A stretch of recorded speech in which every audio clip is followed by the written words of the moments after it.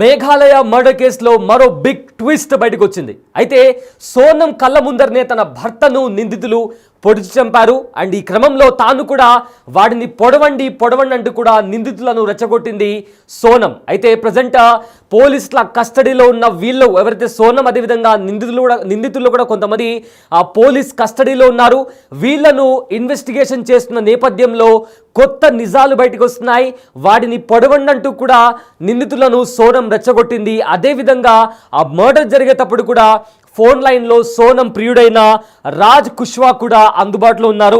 వీళ్ళందరూ కలిసి కూడా సోనం హస్బెండ్ని కూడా అక్కడ మర్డర్ చేసినటువంటి నిజాలు కూడా ఇప్పుడు బయటకు వస్తున్నాయి. అయితే తనకు ఏమీ తెలియనట్టు ఈ మర్డర్ అయిన తర్వాత మేఘాలయలోని ఒక లోయలో కూడా రాజ్ రఘువంశిని కూడా లోయలో పడేశారు. ఆ తర్వాత తనకు ఏమీ తెలియనట్టు తనను కొంతమంది దుండగులు కిడ్నాప్ చేసినట్టు కూడా తాను లొంగిపోయింది. ఆ తర్వాత అసలైన నిజాలు బయటకు వచ్చాయి. అయితే మే 11న మ్యారేజ్ అయింది. మే 20న మేఘాలయకి వీళ్ళు హనీమూన్ కోసం వెళ్ళారు. అయితే మే 23న కూడా మర్డర్ జరిగినట్టు తెలుస్తోంది. వీళ్ళంతా కూడా మొత్తం మీద పోలీసులు ఆల్మోస్ట్ 40కి పైగా సీసీ కెమెరాని కూడా పరిశీలించారు. అండ్ ఆల్సో ఒక గైడ్ కూడా సోనంతో పాటు ముగ్గురు వ్యక్తులు కూడా ఉన్నారని కూడా ఒక గైడ్ చెప్పడంతో మొత్తానికి ఈ మర్డర్ కేసుని కూడా పోలీసులు చేశారు. సో కొన్ని సంచలనమైన నిజాలు బయటకు వస్తున్నాయి.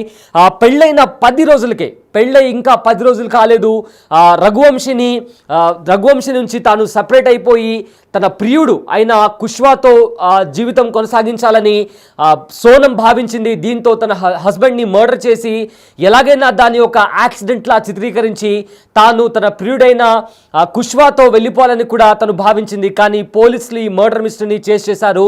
దీంతో సోనంతో పాటు మిగిలిన నిందితులను కూడా కస్టడీలోకి తీసుకున్నారు. దీంతో చాలా కొత్త సంచలనమైన విషయాలు కూడా బయటకు వస్తున్నాయి. తన కళ్ళ ముందరనే నిందితులు రాజా రఘువంశిని కూడా చంపేశారు. అండ్ చంపేస్తున్న టైంలో కూడా సోనం వాడిని పొడవండి అంటూ కూడా నిందితులను రెచ్చగొట్టింది.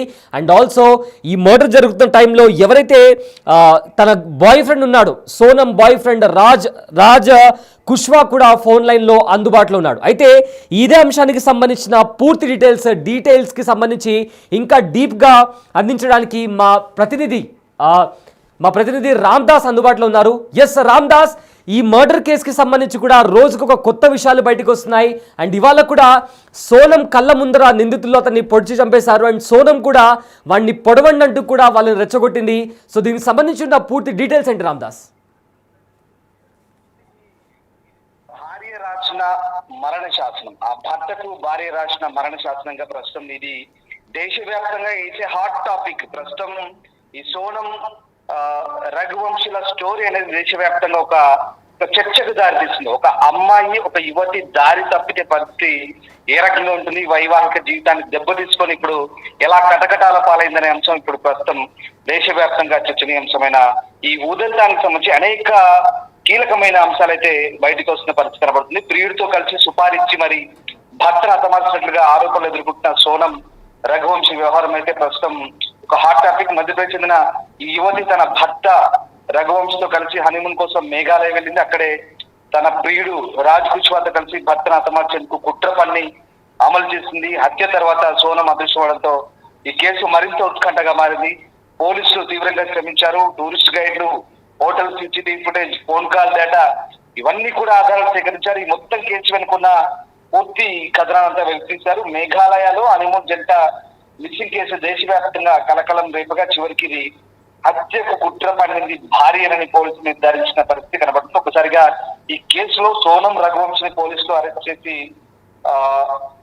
మేఘాలయకు తరలించిన పరిస్థితి కనబడుతుంది. ఆ తర్వాత ఆమె అక్కడి నుంచి ఫస్ట్ పాట్నాకు తరలించారు. అక్కడి నుంచి పట్నాలోని పుల్వారి పోలీస్ స్టేషన్ లో ఉంచారు.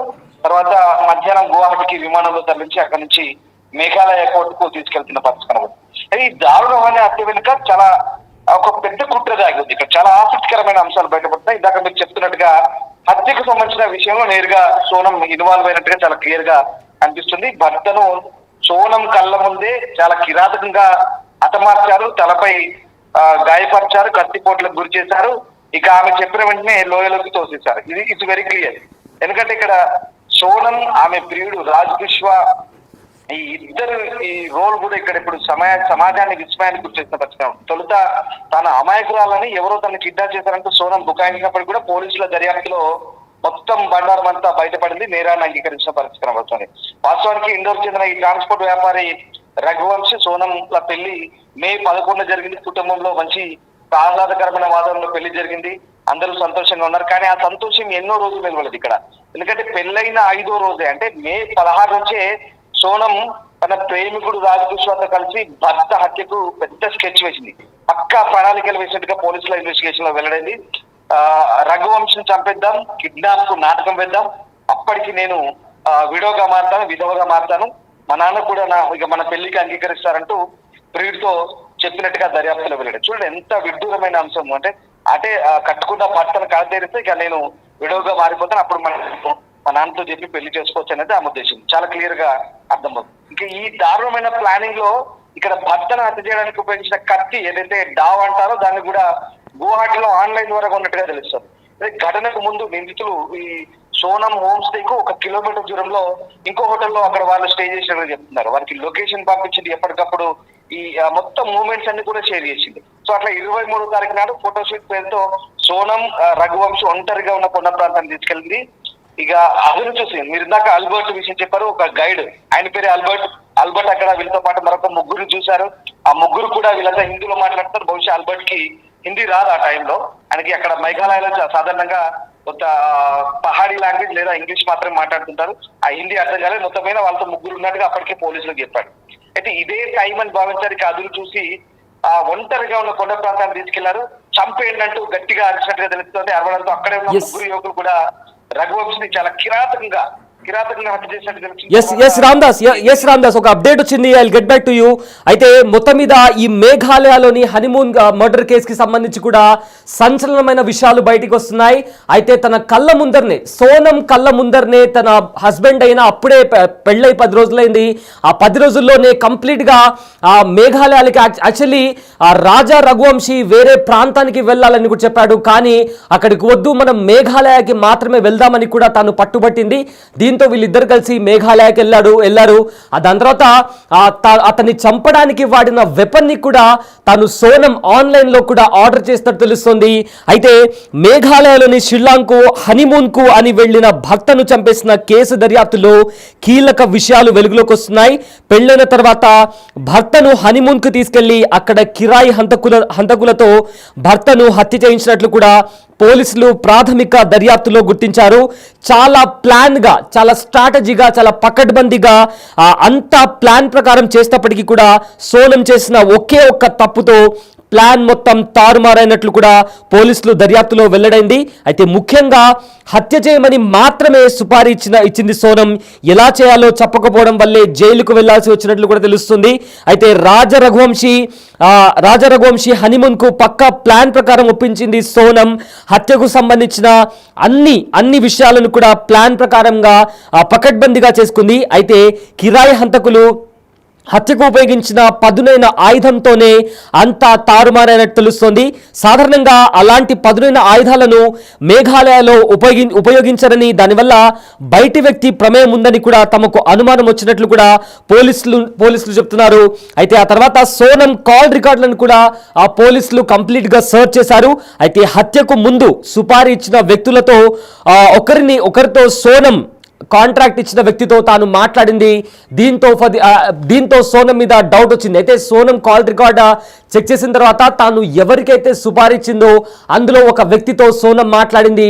ఇక్కడే సోనం దొరికిపోయింది. అయితే ఆ తర్వాత రాజా సోనం ఆచూకీ గల్లంతు కావడానికి ముందు ఆమె ఫోన్ లొకేషన్తో పాటు నిందితుల ఫోన్ లొకేషన్ మ్యాచ్ అయినట్లు కూడా అధికారులు వెల్లడించారు. కేసు విచారణలో భాగంగా పోలీస్ కస్టడీలో ఉన్న సోనంతో సహా మిగతా నిందితులను మేఘాలయాలకు తీసుకెళ్లారు. అయితే మరోవైపు ప్రధాన నిందితుడిగా ఉన్న సోనం బాయ్ ఫ్రెండ్ అయిన రాజ్ కుష్వా మేఘాలయాలకు వెళ్తుండగానే హత్యకు ప్లాన్ చేశాడు. అంటే అతను ప్రజెంట్ అక్కడ స్పాట్లో లేనప్పుడు అతను తిరిగి వస్తున్నాడు. ఆ టైంలోనే సో డేట్లో టైంలో మనము మర్డర్ చేద్దామంటూ కూడా అతను కూడా ప్లాన్ చేశాడు. సో ఆ సమయంలో సోనంతో టచ్లో ఉన్నాడని కూడా పోలీసులు తెలిపారు. అయితే రఘువంశిని తాను చంపలేదని తనను ఎవరో కిడ్నాప్ చేశారని కూడా సోనం చెప్పడంతో కాస్త డౌట్ మొదలైంది పోలీసులకు. అయితే ముగ్గురు పురుషులతో ఆమె వెళ్తున్నప్పుడు చూశానని స్థానికంగా ఉన్న ఒక గైడ్ కూడా వెల్లడించడంతో ఈ కేసు కీలకంగా మారిన సంగతి మనందరికీ తెలిసిందే. అయితే ఆ తర్వాత మధ్యప్రదేశ్లోని ఇండోర్కు చెందిన రాజా రఘువంశీ సోనంకు మే 11వ తేదీన వివాహం జరిగింది. 20వ తేదీన హనీమూన్ కోసం వీళ్ళిద్దరూ మేఘాలయకు వెళ్ళారు. అయితే వారు మొదట జమ్మూ కాశ్మీర్కు వెళ్ళాలని ప్లాన్ చేసుకున్నారు. కానీ అక్కడ పహల్గామ్ ఉగ్రదాడి జరిగిన విషయం తెలిసిందే. దీంతో వారు మేఘాలయకు తమ హనీమూన్ ప్లాన్ని మార్చుకున్నారు. ఆ తర్వాత అక్కడ 2 రోజుల తర్వాత వారి ఆచూకీ గల్లంతైంది. జూన్ 2వ తేదీన రాజా రఘువంశీ మృతదేహం లభ్యమైంది. ఒక పదునైన ఆయుధంతో అతడి తలపైన 2 సార్లు కొట్టినట్లు పోస్ట్ మార్టం రిపోర్ట్లో కూడా తేలింది. సోనం బాయ్ ఫ్రెండ్ అని చెప్తున్న రాజ్ కుష్వా మే 18వ తేదీన ఈ హత్యకు ప్రణాళిక వేశాడని కూడా ఇండోర్ పోలీస్ ఉన్నతాధికారి రాజేష్ కూడా వెల్లడించారు. అయితే మొత్తం మీద పక్కా ప్రణాళికతో పక్కా ప్లాన్తో ఎవరైతే ఈ రాజ్ కుష్వా ఉన్నాడో అతను సోనం వాళ్ళ తండ్రి, వాళ్ళకు ఒక కంపెనీ ఉంది. ఆ కంపెనీలో కూడా అకౌంటెంట్గా పనిచేసేవాడు. అయితే ఆ అకౌంటెంట్గా పనిచేస్తున్న టైంలోనే వీళ్ళిద్దరి మధ్య కూడా ఆ ప్రేమ అనేది పుట్టింది. బట్ ఏమైందో ఏమో తెలియదు కానీ రాజ్ కుష్వా కొద్ది రోజుల తర్వాత అక్కడ పనిచేయడం మానేశాడు. దాని తర్వాత సోనంకు పెళ్ళైంది. సోనంకు రాజా రఘువంశీతో పెళ్ళైంది.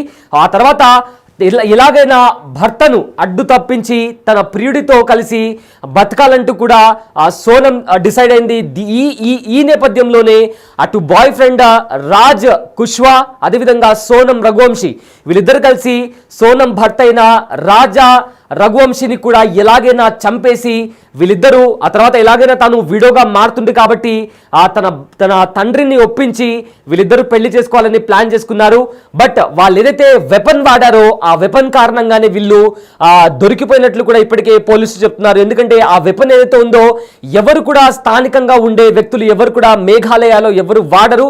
సో దీంతో ఆ వెపన్ కి సంబంధించి కూడా వెరిఫికేషన్ చేయగా ఇన్వెస్టిగేషన్ చేయగా సోనం కాల్ లిస్ట్ డేటా అదేవిధంగా ఎవరైతే నిందితులు ఉన్నారో వాళ్ళ కాల్ లిస్ట్ డేటా ఈ 2 కూడా మ్యాచ్ అయ్యాయి. ఈ 2 కూడా ఒకే టవర్ కి సంబంధించి ఒకే లొకేషన్ లో కూడా వీళ్ళు ఉన్నట్లు కూడా పోలీసులు గుర్తించారు. ఆ తర్వాత సోనంని కూడా ఇన్వెస్టిగేట్ చేశారు. ఇన్వెస్టిగేట్ చేసిన తర్వాత అవును తన భర్తను చంపడానికి తాను ప్లాన్ వేసినట్టు కూడా ఇప్పటికి ఆ పోలీసుల ఇన్వెస్టిగేషన్ లో సోనం చెప్పడంతో అక్కడ దాని తర్వాత నిందితులను కూడా విచారించారు. ఇదంతా చూసిన తర్వాత కూడా ఈ పక్క ప్రణాళికతో తన భర్తను అడ్డు తొలగించాలనే ఆ మైండ్ సెట్ తోనే ఈ మర్డర్ కి ప్లాన్ చేసినట్లు కూడా ఆ పోలీసులు గుర్తించారు. సో దీంతో మేఘాలయలో జరిగిన మర్డర్ కి సంబంధించిన మిస్టరీ అయితే వీడింది. అయితే ఇందులో మరొక విషయం ఏంటంటే తన భర్తను ఎవరైతే అక్కడ చంపడానికి వచ్చిన నిందితులకు వాడిని పొడవండి అంటూ కూడా నిందితులను రెచ్చగొట్టి తానే స్వయంగా తన భర్త హత్యకు కారణమైంది సోనం రఘువంశీ. అయితే ఇప్పటికే వివాహ బంధం అంటే పెళ్లి జరిగే ముందు అటో 7 తరాలు ఇటో 7 తరాలు చూస్తుంటారు. సో ప్రజెంట్ సోనం గురించి పెళ్ళైన తర్వాత కూడా తాను పెళ్ళైనప్పటి నుంచే ఈ మర్డర్కు ప్లాన్ చేస్తూ వస్తుంది. కానీ ఎక్కడా కూడా ఎందుకంటే ఆ వెపన్ని కూడా తను ఆన్లైన్లో ఆర్డర్ చేసినట్లు కూడా తెలుస్తుంది. కానీ భర్తకు అనుమానం రాకుండా చాలా పకడ్బందీగా ప్లాన్ చేసి మరి ఒకవైపేమో అటు తన బాయ్ ఫ్రెండ్ అయిన రాజ్ కుష్యాతో కూడా మాట్లాడుతూనే మరోవైపేమో ఆన్లైన్లో ఈ వెపన్ కూడా ఆర్డర్ చేసింది. దాని తర్వాత ఎక్కడ కూడా తన భర్తకు అనుమానం రాకుండా అదేవిధంగా అత్తమామలకు కూడా అనుమానం రాకుండా చాలా అంటే చాలా పకడ్బందీగా ప్లాన్ చేసింది సోనం. అయితే తాను ఆర్డర్ చేసిన వెపన్తోనే దొరికిపోయిందంటూ కూడా పోలీసులు ఇప్పటికే కీలకమైన సమాచారాన్ని అందిస్తున్నారు.